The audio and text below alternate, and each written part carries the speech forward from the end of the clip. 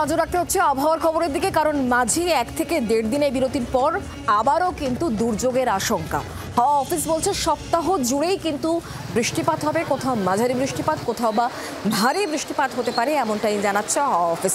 দক্ষিণবঙ্গ জুড়েই বৃষ্টিপাত চলবে আগামী 7 দিন, সপ্তাহ জুড়ে বৃষ্টি হবে।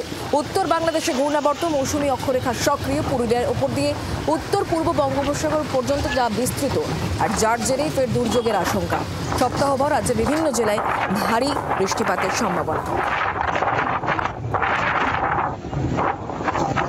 আগামী কয়েকদিনের আমাদের আবহাওয়ার যা পূর্বাভাস দেওয়া হয়েছে তাতে আগামী 3 দিনে দক্ষিণবঙ্গের সব জায়গাতেই হালকা থেকে মাঝারি বৃষ্টিপাত সমস্ত জেলাতেই হওয়ার সম্ভাবনা রয়েছে, আর ভারী থেকে অতি ভারী বৃষ্টিপাতের সম্ভাবনা রয়েছে আগামী 24 ঘন্টায়। আর কাল আর পরশু ভারী বৃষ্টিপাতের কয়েকটা জেলায় সম্ভাবনা রয়েছে।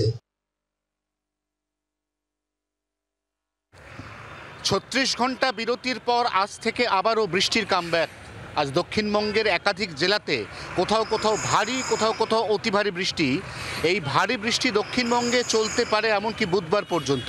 বৃহস্পতিবার 31শে জুলাইয়ের পর থেকে পরবর্তী 72 ঘন্টা দক্ষিণবঙ্গে বৃষ্টিপাতের পরিমাণ অনেকটাই কমে আসবে। ঠিক উল্টো ছবি দেখা যাবে উত্তরে, যেখানে বুধবারের পর থেকে শুরু হওয়া বৃষ্টি অগাস্ট মাসের অন্তত 3 বা 4 তারিখ পর্যন্তও চলতে পারে, এমনই পূর্বাভাস আলিপুর আবহাওয়া দপ্তরের। 24 ঘন্টার জন্য ক্যামেরায় দীপের সঙ্গে অয়ন, কলকাতা। বাংলার আওয়াজ, বাঙালির আবেগ, জি 24 ঘন্টা।